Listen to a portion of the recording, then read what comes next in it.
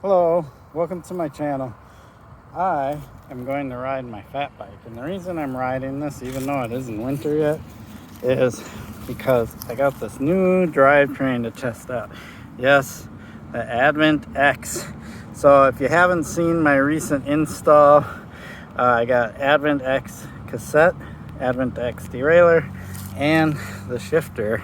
I really like the shifter, believe it or not. It's pretty impressive. And then a new Shimano 10-speed XT chain. This is a 1x10 setup. What's pretty impressive about this, and I already know because I've pedaled it around some, it has quite the range. So that means you're going to have bigger jumps between gears, but they feel pretty equal. They're not like too wide, and it's got a 48 tooth in the rear, which is pretty rare for a 10-speed setup. So my front is 32 and 48.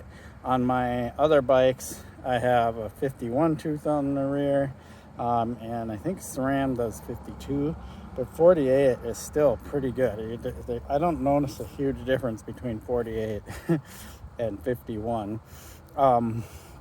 And I almost kind of think 48's enough. Like, I feel like whenever I get into that 51 gear, it's way too spinny, even if I'm on a steeper climb. But I love the range. So what I'm going to do now is, this isn't just going to be about the Advent X. I'm going to ride this on dirt. There's probably some leaves on the trail too, which is kind of nice to have the bigger tires. But I'm curious if any of you out there ride fat bikes in the summertime. If you do, comment, talk about it. I almost exclusively only ride fat bike in the winter. I've gone on a few dirt rides with it, but I have other bikes for the summertime. But I know some people that ride fat bikes all year round. So cool. So let's ride this. If you're curious about this bike, it's a Specialized Fat Boy. It's actually a 2016 Fat Boy SE to be exact. A little bit older spec, but I've upgraded almost everything on it. So it now has a carbon fork instead of the aluminum one. It's got sealed front and rear hubs, and the rear hub is actually a DT Swift 350. I've added a dropper post. I have a video where I installed it. I had to drill out the frame to get the cable to go through. Thompson post, Spanx boom bars. I mean, this bike's been completely upgraded. It's got TRP spike brakes, which have they're mechanical, but both sides move, so they work really well. So there you go. Let's go hit the trails. And the main thing, riding a fat bike on the trails, but also I want to see how well this drivetrain works. Let's do it. So before we hit the trail, which is just right up here, I want to talk about how fat bikes steer. I run about 10 to 12 psi when I'm not in snow, and then when I'm in snow I run 3 to 5 psi generally. But either way, fat bikes do this thing called self-steering. Like, they kind of do this weird drifting around on pavement, especially. You don't notice it on snow, in sand, and mostly on the dirt. You'll notice it sometimes, but not really. But on pavement, you definitely feel it. All right, let's go hit this north loop. Of course, we're gonna go right for the dump loop, the technical stuff. Yeah.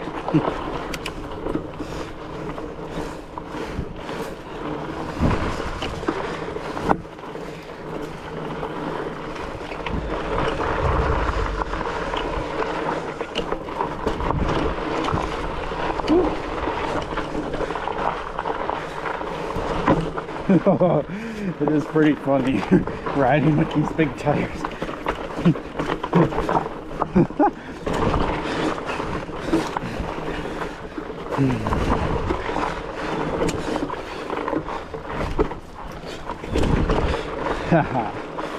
Pretty funny. All right.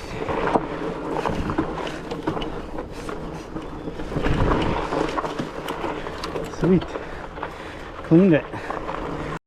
So we're getting into a short little climbing section. So let's see. Big tires. Oh yeah, plenty of gear range, like no problem.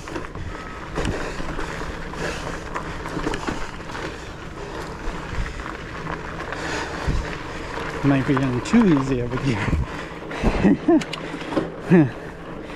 Fun.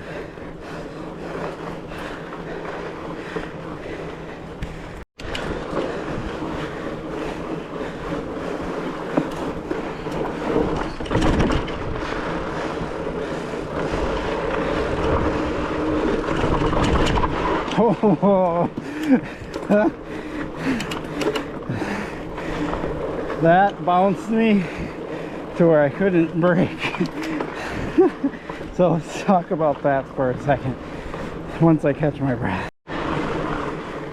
So a lot of people say that the big tires, you can lower the air pressure and they give you suspension or like suspension. But there's a big difference. And it really depends on the air pressure and the terrain too. But when you have like a full suspension bike, for example, this suspension is pretty advanced. It's made to have a certain amount of rebound, and you can adjust all those settings and everything. And it's made to have a certain amount of compression and all of that. So it works much better like when you're going over bumps and stuff. You don't bounce, it smooths out the ride. On a fat bike, when you go over bumps, it bounces around. And so yes, it will smooth things out a little bit, but it's bouncing and it doesn't necessarily get traction. So in the case of back there, when I went over those rocks and into that turn, there's a tree on the outside. So normally I want to get on the brakes a little bit, make that corner, but because the tires were bouncing around, there wasn't any traction to brake. Because with the tires aren't on the ground, they're not going to slow you down. So that was what happened. And so keep that in mind. Fat bikes are definitely, if you're riding a fully rigid bike, you would notice a difference and feel like the tires smooth out the ride some. But compared to like a full suspension bike, there's no comparison. Full suspension bike, the suspension is way more advanced and gives the bike better handling characteristics over rougher terrain and stuff like that.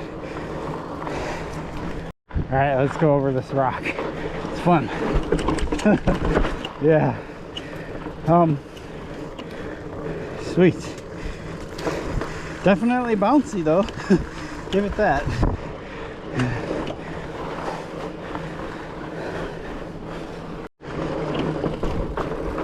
So, how does this bike shift with the Advent X on here? So, I had a setup where I had an X9 SRAM 10-speed setup. So it was a SRAM X9 shifter, SRAM X9 rear derailleur, and then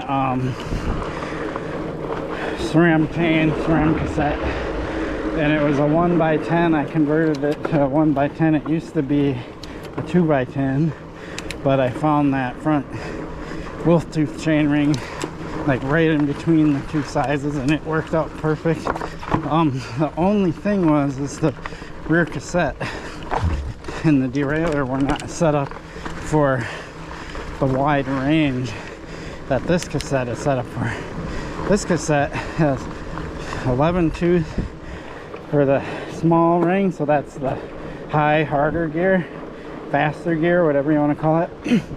And then it has a 48 tooth big ring for like climbing and the easy gear, the low gear. So because of that range, it's really nice, especially come winter when you need to trudge through the snow. It'll be nice to have that 48. I believe my other cassette, the big ring, was a 42. So my easiest gear was 32, 42. Now my easiest gear is 34, 48. Or 32, 48, sorry. So, pretty cool. How does it shift? If I was to grade it compared to other systems, I'm going to keep electronic shifting out of this equation when we talk about mechanical shifting, just because. But if I was to grade it between all the mechanical shifting systems I've ridden, from XTR, X01, XT, GX, NX, all those, right?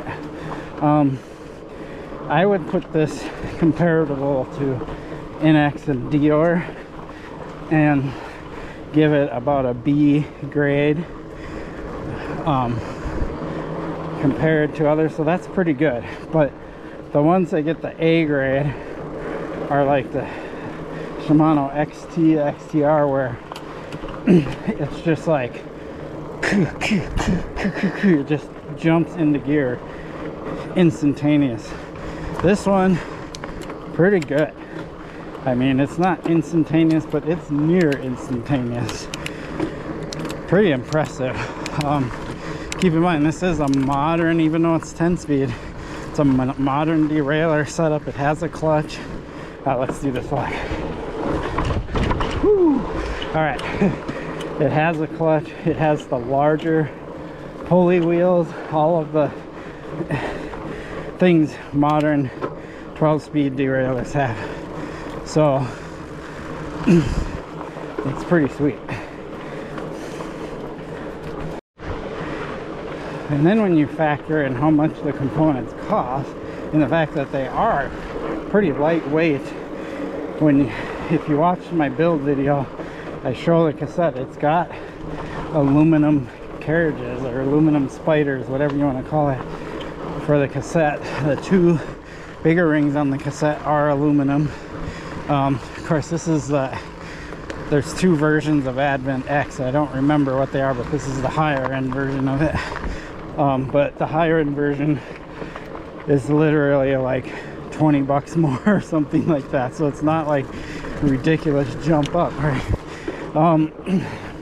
So for the price, this is a great system. And if you got an older bike you want to upgrade, or you want a 1x10 something from a 2x10 or a 2x9 system, this is an excellent way to do it. I mean, I'm impressed, and affordable, and will make your bike ride like new again.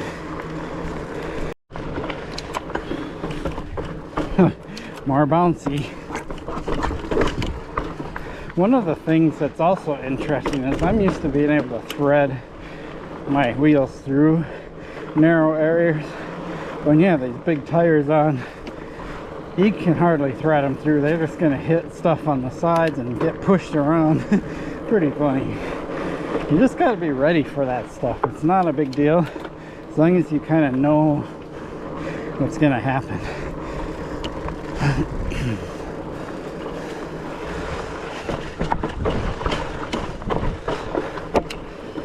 And traction with fat bikes is absolutely amazing, because you just have so much tire on the dirt that you can just rail corners.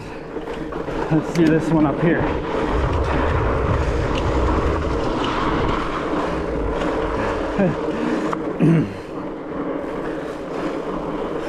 All right.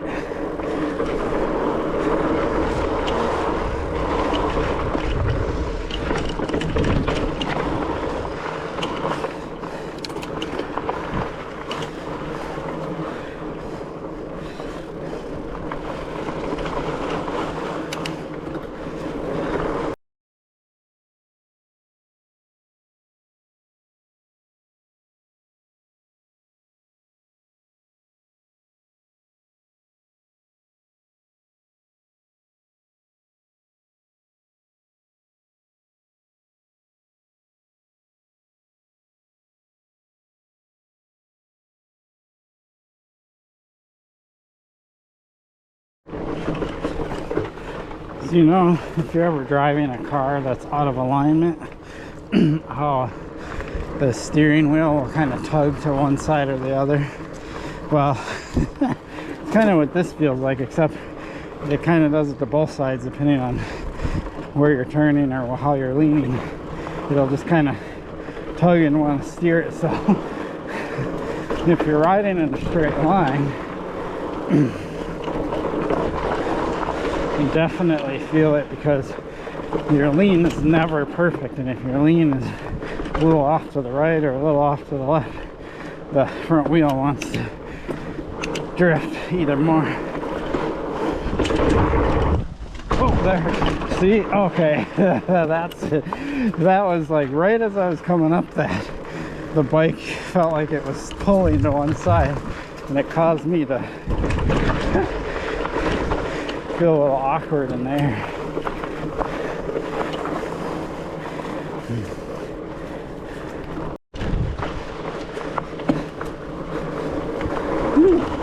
Little jump.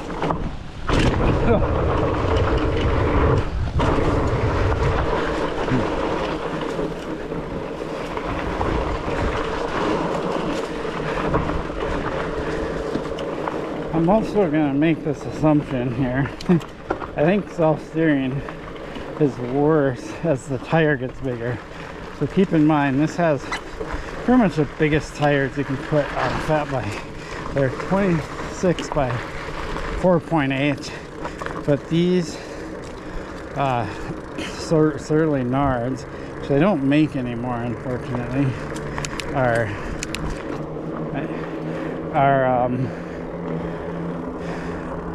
the equivalent to 5.0s. I mean, even though they say 4.8, they like barely fit in the rear triangle, and the rear triangle can accommodate up to 5.0. So a lot of fat bikes have 4.0 tires, and I bet you they still self-steer, but I bet you they self-steer a lot less than a bike with this size of a tire. All right, we're gonna go hit some other sections of Theo. But before we do, this Advent X drivetrain is smooth. It is like one of the nicer drivetrains out there. I'm gonna give it that. When I give it a B rating, it means it's up near the top. It's not some crappy, cheap, low budget drivetrain, even though it costs less. If you've been watching my channel, you know I was testing out that State All-Road, which is a all-road bike, gravel bike, whatever you want to call it, but it has State branded or Sensa shifting, derailleur, cassette, all that, and that isn't nearly as good as this. Like, I would upgrade that bike to microshift, probably even Advent X, and just drop a gear all day long, because they do make drop bar levers for this group.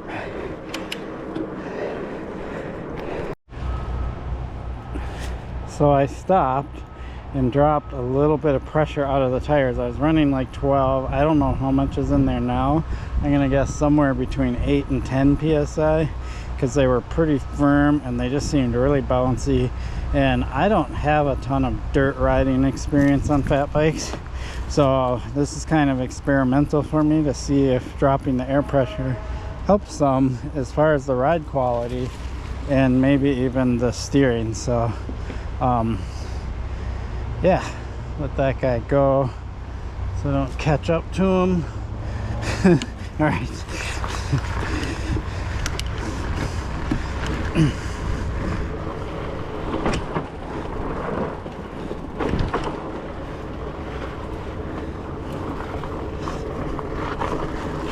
So kind of curious to know, like, there's a kind of a downhill rock garden up here, and that will test the bounciness. That's why I dropped the pressure back there. It's because I knew this was coming.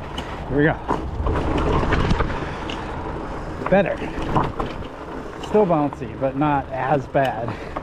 So playing around with your air pressure is definitely a thing, even in the dirt. Self-steering still seems to be there, but it's not. I don't know, it's hard to tell if it's as bad or not.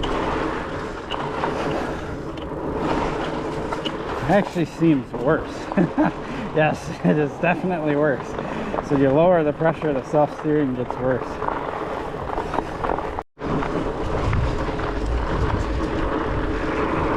Yeah, the self-steering definitely got worse, but the bounciness is better, so kind of a trade-off, huh?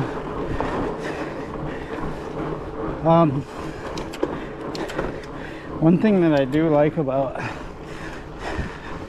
this Advent X is I can shift into the gears much faster because there's fewer gears to shift through.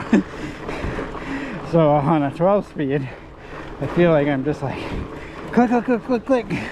We're pushing a lever for many years to get to where I want. For this one, it takes fewer efforts.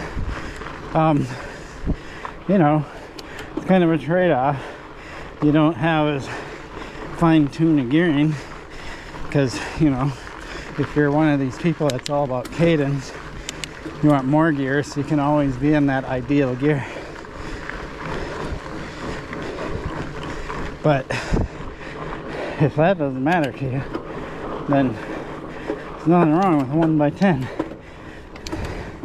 Plenty of range on this system for this climbing. This whole section is climbing. Oop, toe overlap.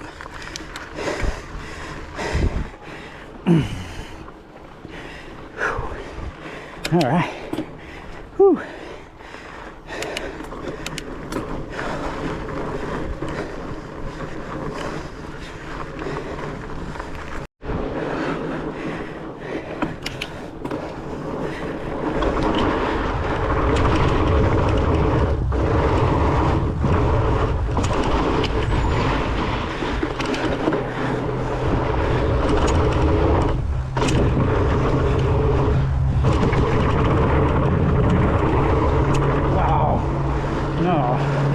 That was bad. It's at high speed. Doesn't have it self-steer like that. No, thank you. That's so sketchy. This is why I do not ride fat bikes in the summer. They work great in the snow, but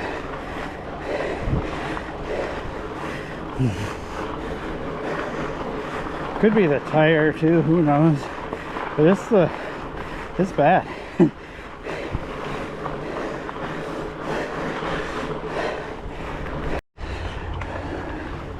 Here's some of the more climby parts of Theo, and this gear range is fine. Pick a line here, right up it. I'm in the 48 right now, just spinny, right up. Sweet.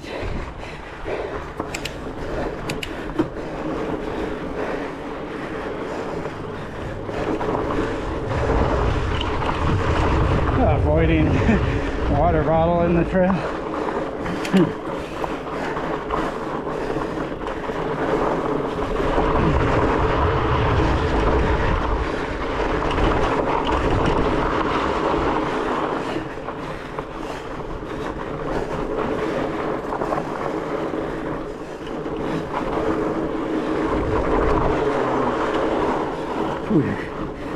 Wow. So shifting under load is actually pretty smooth also. This is a steeper climb, and I just went from 9th to 10th gear, or whichever way you want to count.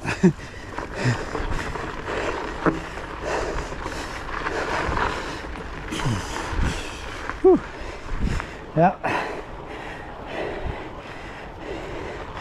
Love the gear range. Okay, time to head back to the car and conclude. Okay, so there you have it. just finished the ride. I'm gonna have to try a different tire because I have some surly bud and loos, and I don't recall having the self-steering issue with those that I have with these tires. But as far as the Advent X goes, it is awesome. If you ride fat bike in dirt and in the summertime, let me know. Comment, what's your experience with the self-steering issue, and what size tire do you use, and what kind of tires do you use, and your bike, and so on. Maybe it's kind of the geometry of the bike. I don't have problems in the winter. It works great, but on dirt, it just seems really funky to me. And I'm certainly not used to it and comfortable with it because I ride my other bikes in the summer. So anyway, I appreciate your support from my channel. Please like and subscribe. Peace.